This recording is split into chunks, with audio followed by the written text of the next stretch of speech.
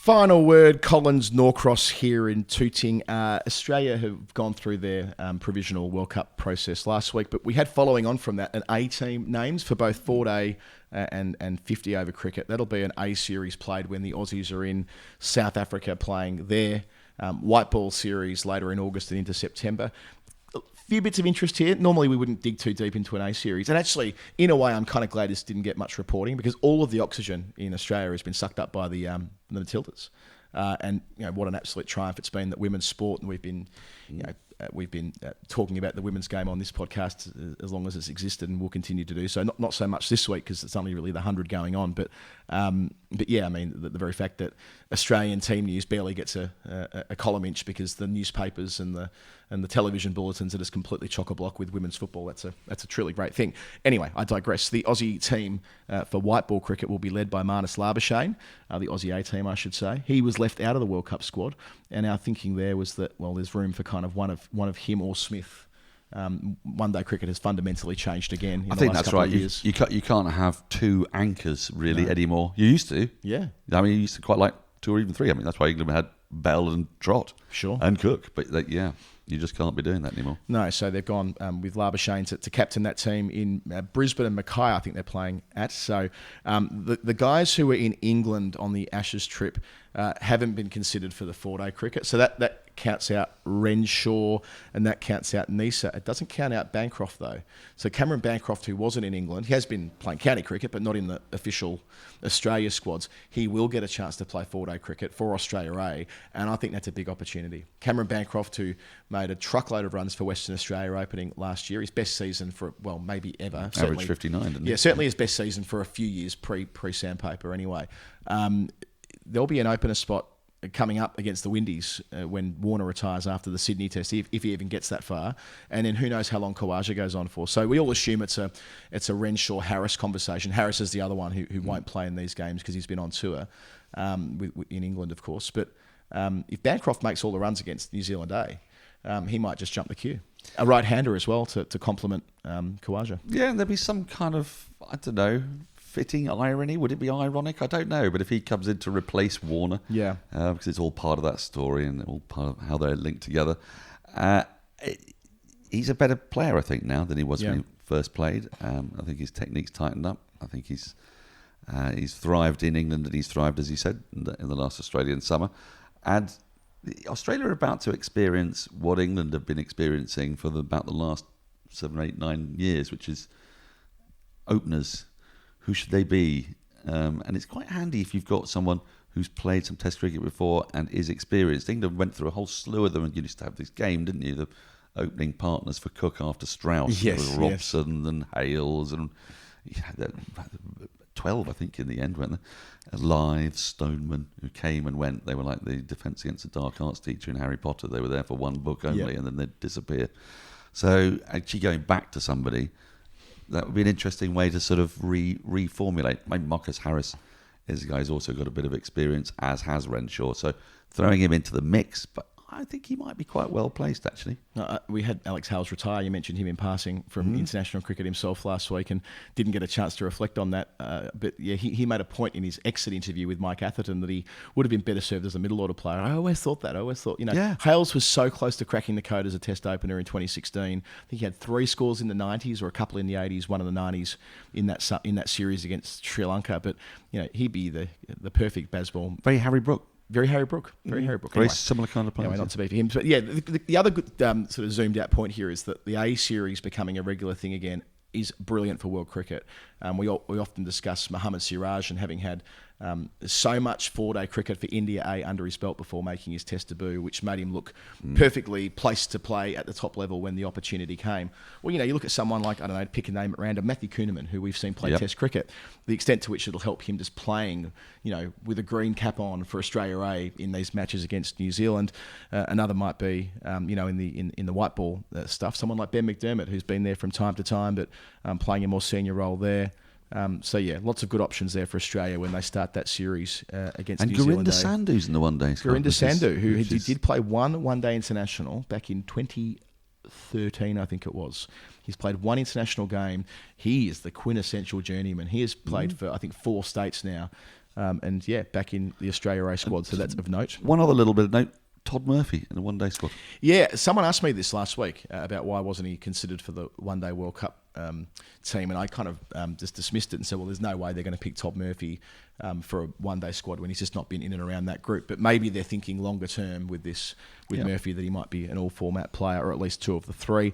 Pat Cummins has been busy, well, it was last week, not this week, but talking about climate change again with the MCC.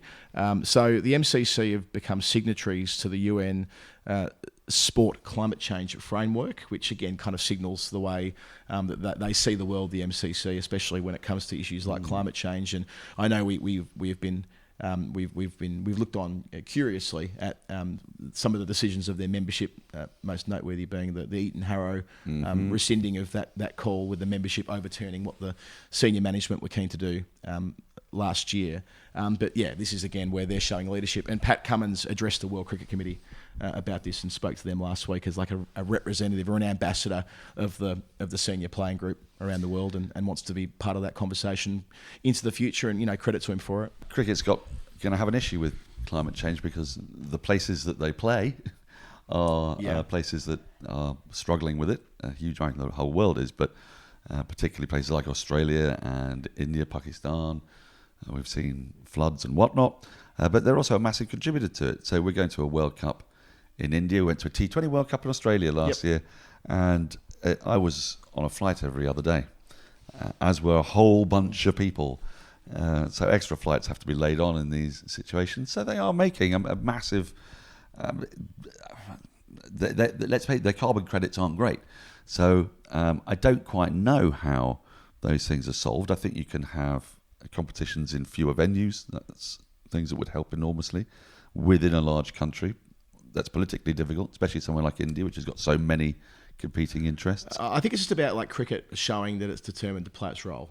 Cricket is not going to solve climate change and stop the global temperatures rising over time. But cricket can symbolically play a role in cutting its own cloth on the matters that you're describing there, and to get out there and use its megaphone. And Cummins has been big on this, and I'm sure he'll get whacked for this, by the way, the next time Australia inevitably lose, because the next time Australia lose, they'll point at this as the most recent time that Cummins has been talking about too woke to win cricket matches, rather than talking about fast bowling. But still, it's we should do another climate change episode. Actually, everything you said there about cricket's contribution, and the other side of it being the risk for cricketers. There was a report from the CSIRO a couple of years ago. We had Tanya Aldred on to discuss that, and Tanya's been doing some great work with the Next Test, which is the social media account she runs, and all of the contributions she's made to the Wisden Cricketers Almanac over the last 5 years on this. So we'll get Tanya back on and get a sense of how that's all been tracking. Bit of miscellanea here, which we didn't get to last week. Big Bash, Nathan Lyon is moving to the Renegades after a decade with the Melbourne Stars. He says he wants to play until the 2027 Ashes, and he wants to win in England. So him having been injured how old is he now? He is 35. 35, so he'll be 39. He wants to be a 39-year-old Test player. You think it's possible with someone like him? Yeah. I know he's not fit right now, but historically very, very, very fit. Played 100 Test matches on the trot. You know how many wickets he could take? More than 800. It's not inconceivable. More than 800, yeah, because he's already into the 500s, isn't he? No, not quite. Ashwin's on track to beat him to 500. But you're right, near enough to 500. I think he might be 490 or something like that.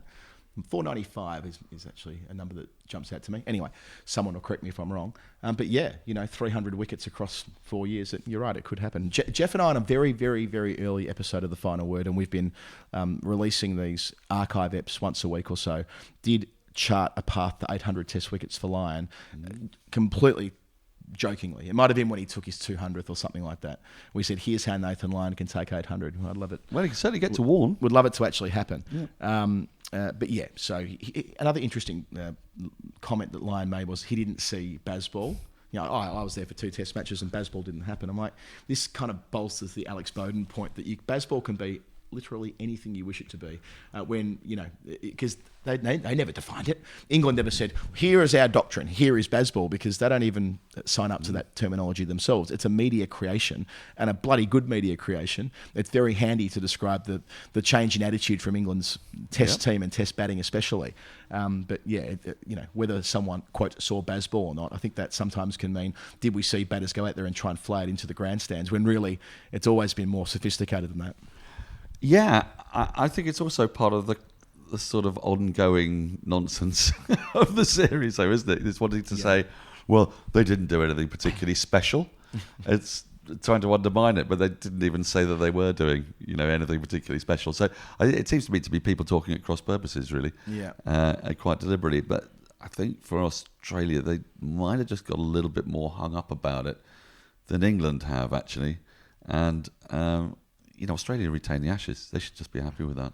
And they did get a really, really bad run of it in the last game with that ball. So I thought that was a yarn. I thought that that story where the boss of Dukes, who's chatty, he does like to talk to Leap, referenced the fact that it might be from the 2018 batch. That was a dead set story. Like the journo who got that, who was Ben Horn originally, would have been negligent not to have written that line. Thought the outrage from England about, oh, come on, be real. Like, that's not, you guys are just whinging about the ball again. I don't know if it was quite that straightforward. It was a story that was worth being written. But I think we've subsequently learnt that it couldn't have been from 2018. And the reason why that's significant is that it was the 2018 batch that got held over for 2019's Ashes by Anderson and Broad, because they were such... they were hoopy. They were hooping so much. And there is a difference from batch to batch. We've sort of learnt that. Yeah, I mean, the major problem with that ball was that you could actually literally see yourself in the shine of it, and it replaced the ball that was scuffed and ugly and rubbish. Yeah. So I mean, there was nuance to all of this. England were trying to get that ball to reverse the previous ball, and I don't propose backing over all of that, but just wanted to say on the way through that it wasn't an illegitimate story that they that they learnt that it might have been from the 2018 batch in that box. The Big Bash, which started this mini segment, the draft is coming up, so they're talking up their recruits, Riley Rousseau, Nicholas Pooran, Faf du Plessis, who was overlooked in the draft last year, Alex Hales, Colin Munro, Laurie Evans. So I wouldn't call them some of them, but I wouldn't say they are necessarily the A-listers of A-listers, acknowledging that Pooran was the player of the American comp recently. Du Plessis, brilliant in the IPL. Riley Rousseau had a great World Cup last year. Alex Hales has been enjoying his time on the circuit. Laurie Evans was player of the final 2 years ago, but it's not the tier of players who are being hoovered up in the IPL auctions either. No, or indeed actually in the SA20 and some of the players in the Caribbean Premier League. And the IL20, because they're the comps that clash with the Big Bash. And you got this really ridiculous situation coming towards the back end of that competition. I commentated through the competition, and you see it a little bit in England in the T20 Blast, but that's for slightly different reasons, because it's not played in a block. Right. But the Bash was played in a block. And so you were looking at a team one week that actually looked like a good T20 side, and it had a good mix of international players and local Australian players. And then towards the back end of the tournament, it was a domestic T20 competition. Yeah. All of the overseas players had gone. The quality dropped off massively because of that clash. Now, they're changing the dates next year. They've got slightly fewer games. I'm afraid to say I haven't done enough prep to tell you how much of a clash there will then be with the other two competitions. If there isn't a clash with the other two competitions, then the Bash will still be able to retain its integrity. If there is, then I'm afraid you could just see the exodus of people that went off chasing the money.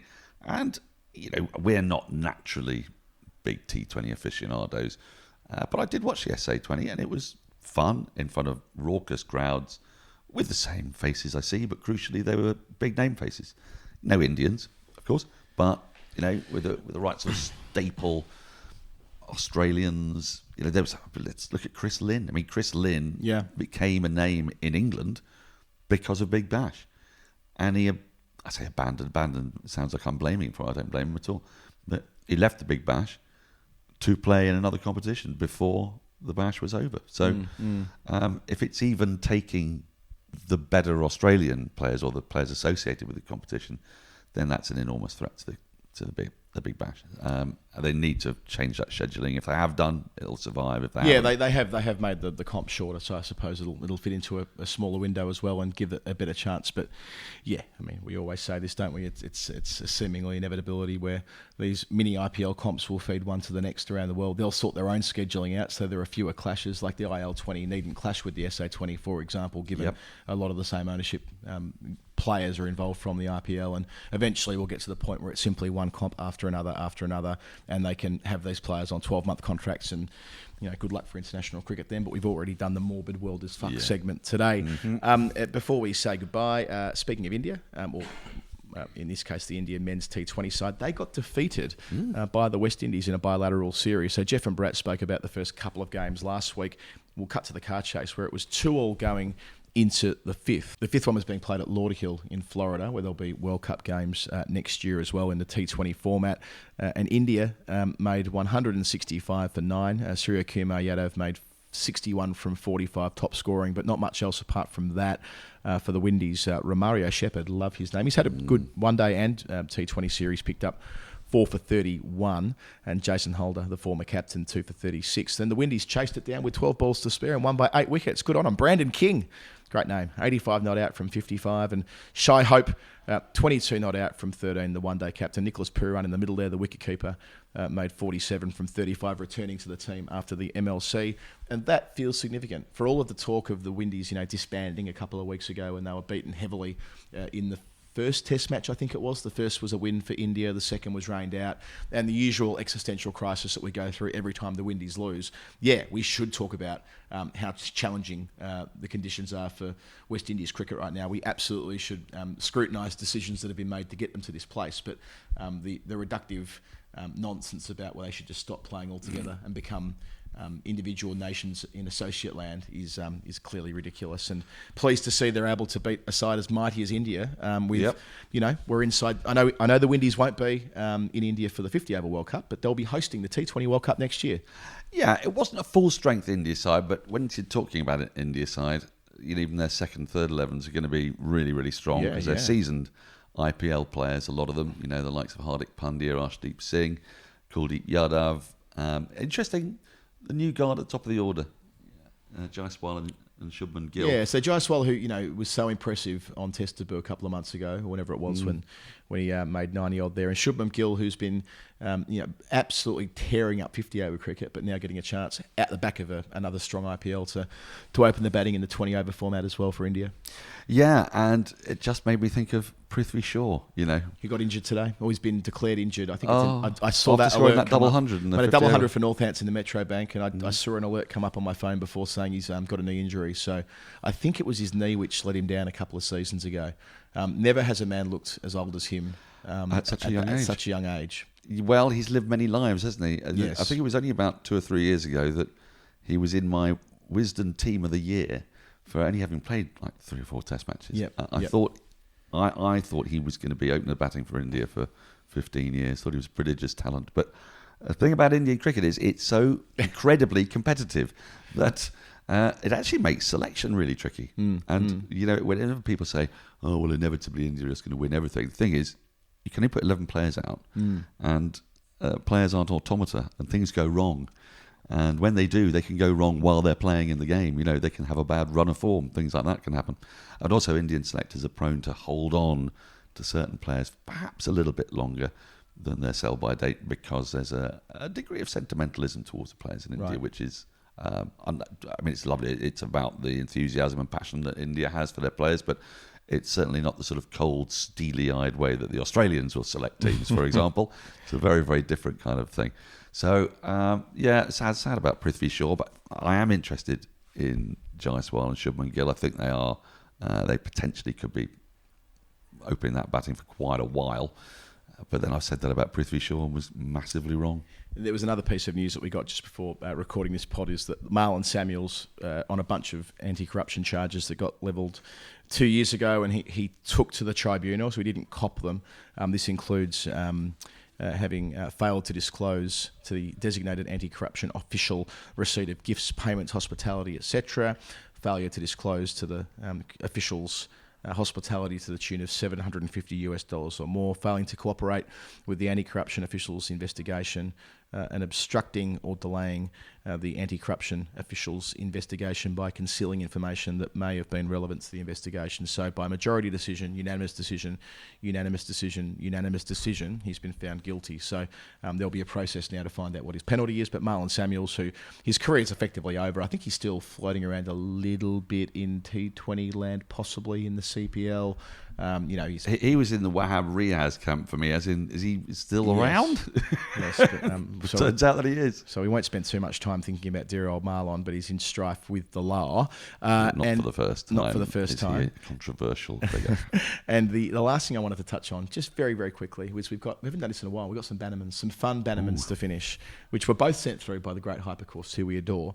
The first of these was a couple of weeks ago. It's not technically speaking a Bannerman, because not all the 10 wickets were taken, but this was an innings of 135 not out by Rebecca Blake for Romania against Malta, where they made 197 for 4. So she got 135 not out of 197, which is quite the effort. And the other one, which was one from over the weekend, this is a tweet that was sent to me, not from Hypercourse, but one of our other correspondents. Darling Abbey CC. Now, I'm not sure what the total was for the team, because I didn't get a screenshot of the whole thing, but every player in the side for Darling Abbey Cricket Club made single digits, apart from James Nuttall, who made 165 not out from 110 balls. So it's certainly going to meet the criteria of 67.35. And what I loved about this, Daniel, 165, that was the score. Oh, of course. That's the Bannerman. That is the Bannerman. That's a double Bannerman. A Bannerman and the Bannerman. Beautiful. Off 110 balls. Yeah, clearly going. I'm not sure what competition that is, but it reads like it was the club record score. I think that's what the tweet's saying here. So, as always, if you see a scorecard where an official Bannerman, an innings a contribution in a completed innings where all 10 wickets have been taken of greater than 67.35%, do send it to us, because that's the sort of cool kids we are on the show. They're the sort of things we care about. Oh, God, yeah. Bannerman. We're Bannerman frantic. Right, as we say goodbye, Daniel, you and I will be doing story time. That'll come out over the weekend. We've had the interview with Grace Harris in the feed. I know you're a huge fan of Grace as well. Massive. Wonderfully received. She is such a likeable and generous person. So if you haven't listened to that, I interviewed her at Lord's a couple of days ago. I'm not going to say who, but I have a massive interview that I'm recording tomorrow. Ooh. One of our biggest ever. Ooh. One of our biggest ever. I suspect, without wanting to, jinx it, if this goes well, this could be our most downloaded episode on YouTube ever. That might be a clue. This might be our biggest YouTube episode ever if it goes well. Ooh. We'll see. It's a cricket player, not a cricket adjacent person. Oh. Anyway, that's happening tomorrow. So a bit of a preview there, and we will have some archive apps coming through. And Daniel, let's just explain the other project we're going to take on, the director's cut of calling the shots. This is where the documentary that we made in 2020, the 100-year history of cricket broadcasting, over 7 parts made in deep, dark lockdown months. A lot of people have said to me and to you, where can I listen to this? They've heard one of us talking about it somewhere. Because it's so hidden in our feed from 2020, it's kind of gotten a little bit lost, and fair enough. So we're going to re-release them, but in the process, we're going to explain how we made each episode, who we selected to interview, why we selected them to be talking heads on it, how we interviewed them, because a lot of these interviews were done in quite unusual circumstances. Well, it was all COVID, wasn't it? Or due to COVID and people that didn't know how to use Zoom and other bits and pieces, and the sort of other prep that went on behind the scenes to make sure that we were able to speak authoritatively on these topics. So there'll be 7 of those episodes, and we will, I think, probably start dropping them out over the next couple of weeks. That's going to be fun, isn't it? Yeah. I was very proud of that project. I really enjoyed it. And we managed to do all the episodes in, 10 weeks? One a fortnight, wasn't it? Or something like that. It was ridiculous. Yeah. Happy times. Well, not happy times, but... No, it was a global pandemic. Dreadful times. But yes. A fun project, nevertheless. Thank you for being our summer newsreader co-host this week. Absolute pleasure.